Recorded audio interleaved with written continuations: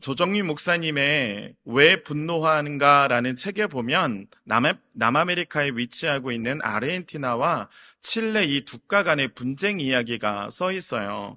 아르헨티나와 칠레의 국경에 위치한 해발 3,832m의 우스파야타 고개에는 예수님의 동상이 하나 서 있습니다. 안데스의 예수님의 상이라고도 불려져요. 이 청동상은 양국의 국경 분쟁이 평화롭게 타결된 것을 기념하여서 세워놓은 것입니다. 1904년에 제작되었어요. 지형과 여러 가지 조건들을 따지다 보니 동상이 자연스럽게 아르헨티나 쪽을 바라보게 된 거예요. 그러자 칠레 사람들 사이에 이상한 소문이 퍼지기 시작했습니다. 왜 우리에게 등을 돌리고 있어? 저들에게만 예수님의 축복이 임하라는 거야? 하며 불만의 목소리가 그들 가운데 새어나오기 시작했어요. 칠레 사람들의 원성이 커지자 양국 간의 화해의 분위기에는 차츰 금이 가기 시작했습니다. 이때 어느 신문사의 편집국장이 사설을 썼는데 다행히 그 글로 인해 이 소동이 일순 잠재워졌다고 합니다. 그는 예수님 상이 칠레에 등을 돌린 이유를 이렇게 풀이했습니다. 예수님 상이 아르헨티나 쪽을 향하고 있는 것은 그 나라가 아직 더 많이 돌봐줘야 할 곳이기 때문입니다. 우리는 여기서 똑같은 상황이지만 서로 다른 해석을 하고 있는 것을 보게 되죠.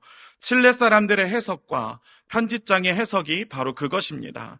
칠레 사람들의 해석은 분노를 일으키는 해석이었지만 편집장의 해석은 마찰을, 분노를 잠재우는 해석이었죠. 우리도 마찬가지입니다. 우리도 어떤 상황을 해석해 갈 때 칠레 사람들처럼 할 수도 있고 편집장과 같은 해석을 할 수도 있다는 것이죠. 우리 성도님들은 삶에서 어떤 해석을 하고 계십니까? 오늘 본문을 보십시오. 본문에도 칠레 사람들의 해석과 같이 요셉의 꿈을 분쟁의 도구로 사용하는 형들이 나오고 있지 않습니까?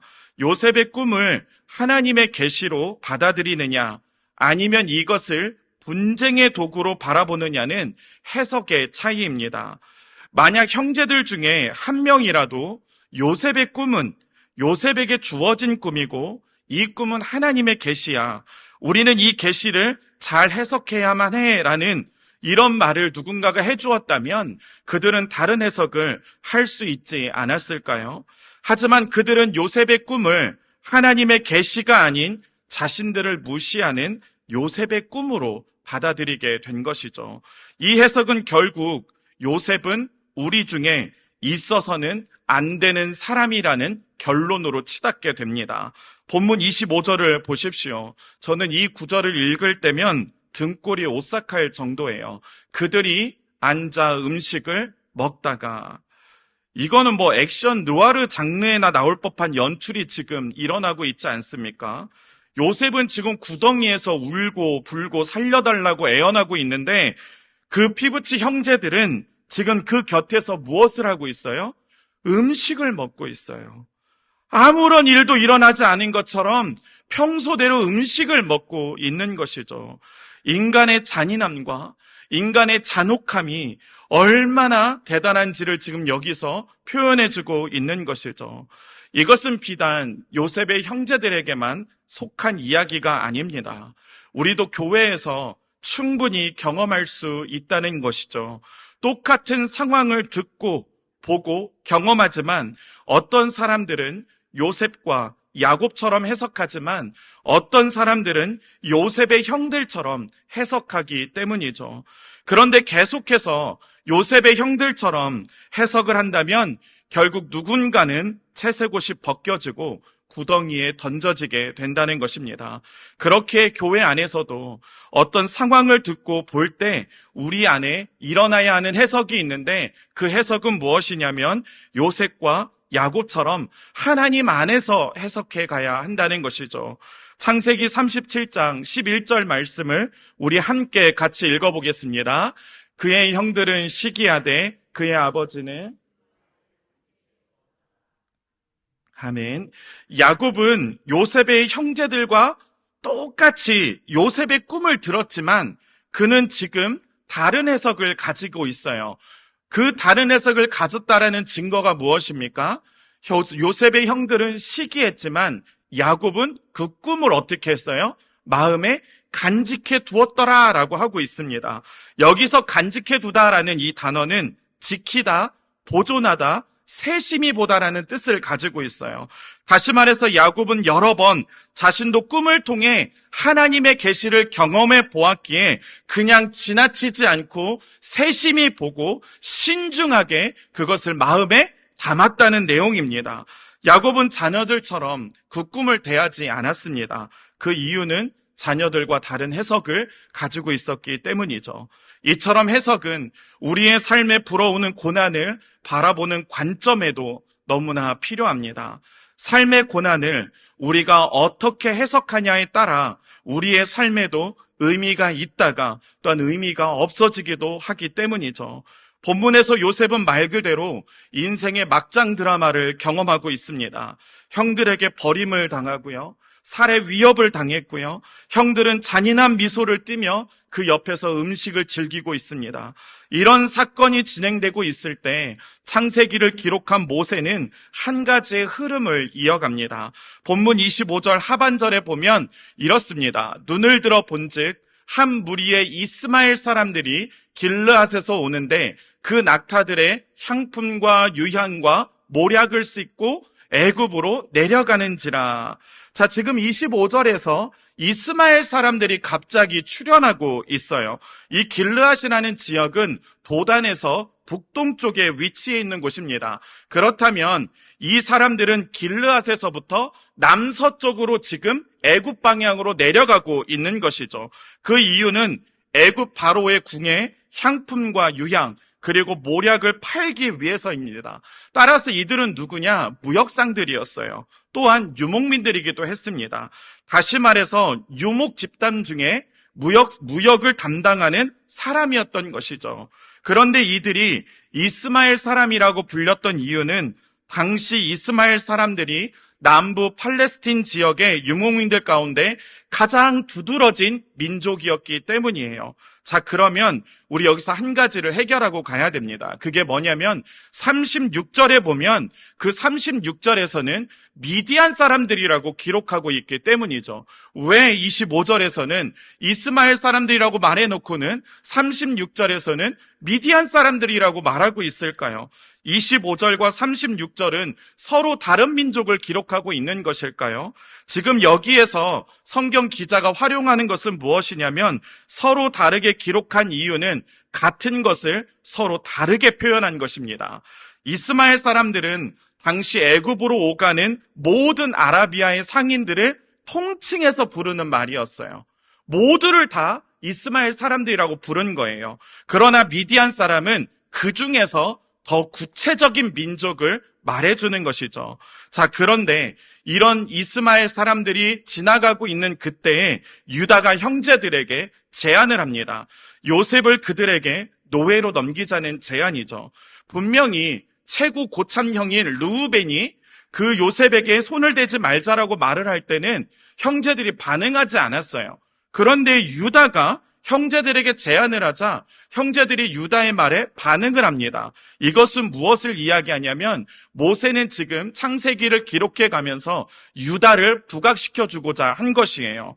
그래서 요셉은 형제들에 의해서 구덩이에서 끄집어내져서 은 20에 팔려가게 됩니다. 정확히는 은 20세겔입니다. 이 당시 남자들이 일할 때 약 2년에 해당하는 임금이라고 해요.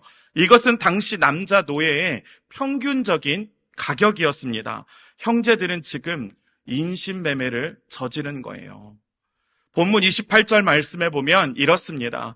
그때 미디안 사람 상인들이 지나가고 있는지라 형들이 요셉을 구덩이에서 끌어올리고 은 20에 그를 이스마엘 사람들에게 팔매 그 상인들이 요셉을 데리고 애굽으로 갔더라. 우리는 이 지점에서 영적 교훈을 형제들을 통해 깨닫게 되어요. 그것이 무엇입니까? 죄라는 것은 작은 것에서 시작되지만 그것을 방치하면 점점 더 확대되어지고 점점 더 폭력적이고 점점 더 잔혹해져 간다는 것이죠. 그래서 어떤 학자는 이 부분에서 이렇게 말합니다. 시기심으로 시작된 감정이 악화되어 미움이 되었고, 형제들은 군중 심리에 사로잡혀 우발적으로 요셉을 살해할 마음을 갖게 되었다. 르우벤과 유다가 주저하기도 했지만 군중 심리로 결속된 살의는 방향을 돌이키지 못하고 인신매매 수준의 범죄로 낙착되었다. 모든 것이 어디에서 출발되었어요? 시기심에서 출발되었어요. 그것이 미움이 되고 그것이 살인 충동으로 이어지고 결국 그것이 인신매매로 결론을 지었다는 것이죠. 우리의 마음에 시기심이, 미움이 들어올 때 우리는 빨리 그 문제를 해결해야 합니다. 그것을 방치하면 우리도 요셉의 형들과 같이 우리의 마음에서 시작된 죄가 우리의 삶으로 침투해 들어오기 때문이죠. 그래서 바울은 이렇게 강하게 권면하고 있는 거예요. 에베소서 4장 26절과 27절 말씀 우리 다 같이 읽어보겠습니다. 분을 내어도 죄를 짓지 말며 해가 지도록 분을 품지 말고 마귀에게 틈을 주지 말라. 자, 우리 한글 성경으로 보면 지금 이 성경 구절은 두 구절로 되어 있습니다. 영어 성경으로 봐도 이것은 두 구절로 되어 있어요. 그런데 문장으로 보면 두 구절로 되어 있지만 한 문장으로 되어 있습니다. 그 말은 무엇이냐면 바울이 지금 우리에게 무엇을 조심하라고 가르쳐주고 있는 거예요? 마귀에게 틈을 주지 말라라는 것을 말해주고 있는 것입니다. 그 틈이 생기지 않게 그 틈을 메우라는 것이죠. 우리 안에 악한 감정들이 들어오면 마귀에게 틈을 주기 때문입니다. 우리는 이것을 깨닫고 우리 안에 있는 악한 감정들을 가지고 십자가 앞으로 나아가 그 감정들을 다 던져내어야 합니다. 예수님은 제자들에게 새 계명을 주셨어요. 그러나 그 계명은 구약에 있었던 계명입니다. 그런데 그것이 새 계명인 이유는 다른 것이 아니라 사랑의 기준이 이제 예수님이 되었기 때문이에요. 요한복음 13장 34절 말씀에 보면 새 계명을 너희에게 주노니 서로 사랑하라. 기준이 어떻게 돼요? 내가 너희를 사랑한 것 같이 너희도 서로 사랑하라. 무슨 말입니까? 예수님의 사랑을 경험한 사람들이 하는 사랑이 바로 새 계명이라는 거예요. 예수님의 십자가를 통해 용납을 경험한 사람들이 하는 사랑이 새 계명이라는 것이죠. 예수님의 십자가를 통과한 사람들이 하는 사랑이 새 계명이라고 말씀하고 강조하고 있는 것입니다. 그렇게 우리는 십자가 앞으로 나아가 우리의 부정적인 감정들을 던져버려야 하는 거예요. 그럴 때 우리는 십자가의 사랑으로 우리의 틈을 메워갈 수 있기 때문이죠. 십자가의 사랑으로 서로의 틈을 메워가는 우리 모두가 될 수 있기를 주님의 이름으로 축복합니다. 이스마엘 사람들의 출현으로 요셉은 애굽으로 팔려가게 되죠. 여기서 우리는 좀 시점에 초점을 맞추었으면 좋겠어요.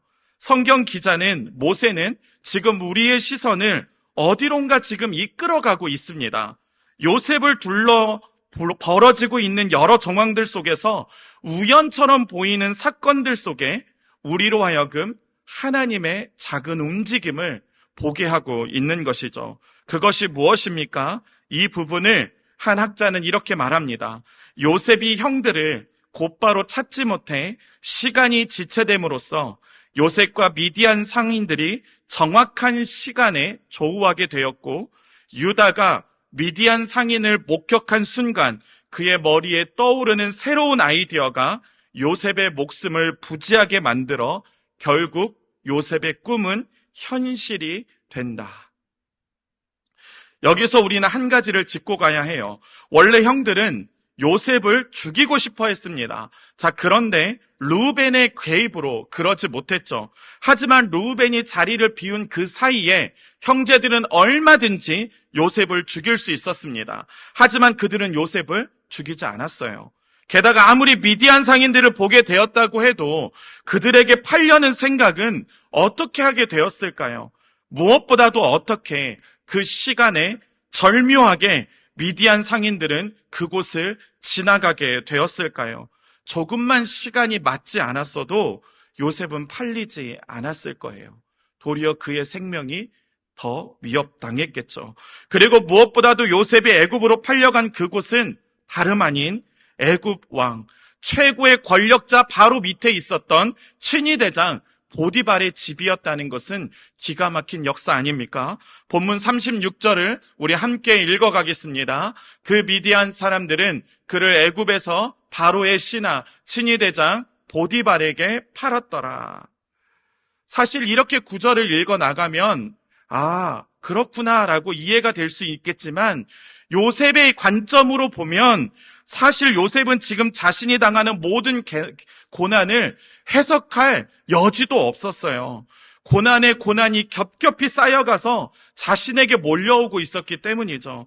다만 시간과 사건 속에 매몰되어서 요셉은 지금 수동적으로 끌려가고 있었을 뿐이에요. 요셉의 의지와 상관없이 요셉은 채색옷이 벗겨졌고 구덩이에 던져지고 노예로 팔려졌다는 것이죠. 이때 요셉은 무슨 해석을 할 겨를이 있었을까요? 내 인생의 고난은 무엇이겠구나라는 이런 해석을 할 겨를이 있었을까요? 아니요. 지금 요셉은 그냥 일어난 사건들 속에 수동적으로 끌려가고 있었을 뿐이에요. 그래서 고 하영조 목사님은 그의 책에서 이 부분을 이렇게 말해줍니다. 해석이 안 되면 그냥 놔두십시오. 시간이 지나봐야 알 수 있습니다. 이해할 수 없는 사건은 그냥 안고 가십시오. 그러면 그 자리에 꽃이 피고 열매가 맺히고 복이 찾아오는 기적을 경험하게 될 것입니다. 이것이 무엇을 말해주고 있을까요? 우리가 고난을 만나 수동적으로 끌려갈 때 그 끌림 속에서 왜라는 질문보다 우리는 이제 누구를 믿고 있는지를 확인하라는 것이죠. 내가 누구를 신뢰하고 있는지를 확인하라는 것입니다. 내가 지금 누구 안에 있는지를 확신하라는 것이죠. 그럴 때 고난이 너무 커서 보이지 않았던 하나님의 작은 움직임들이 그때부터 보이기 시작한다는 것입니다. 시편을 보면 이때 요셉의 상황을 너무나 잘 표현해주고 있어요. 우리 시편 105편 19절 말씀을 함께 읽겠습니다. 곧 여호와의 말씀이 응할 때까지라 그의 말씀이 그를 단련하였도다. 아멘. 고난 속에 있었던 요셉에게는 보이지 않았어요.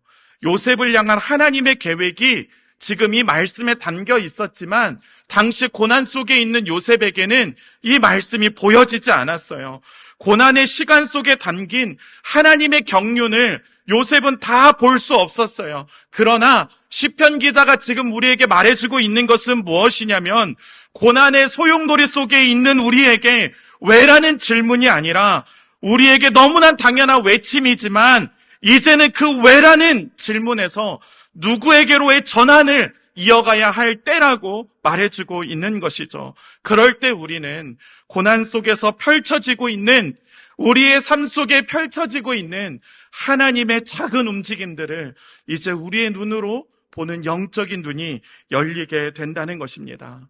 왜라는 질문으로도 우리의 삶이 해석되지 않을 때 우리는 이제 내가 누구 안에 있는가를 확인하고 그 확신 가운데 믿고 그 걸음을 걸어야 할 때입니다. 우리의 시선이 고난에 매몰되지 않는 길은 고난 속에 담겨진 하나님의 손길을 발견할 때라는 것이죠. 때로는 고난이 너무 커서 하나님의 움직임이 작게 느껴지지만 여전히 하나님은 저와 성도님들의 삶을 붙들고 계신 줄 믿습니다. 이 하나님을 굳게 믿고 오늘도 고난 속에서도 하나님의 손길을 바라보며 나아가는 우리 모두가 될 수 있기를 주님의 이름으로 축복합니다.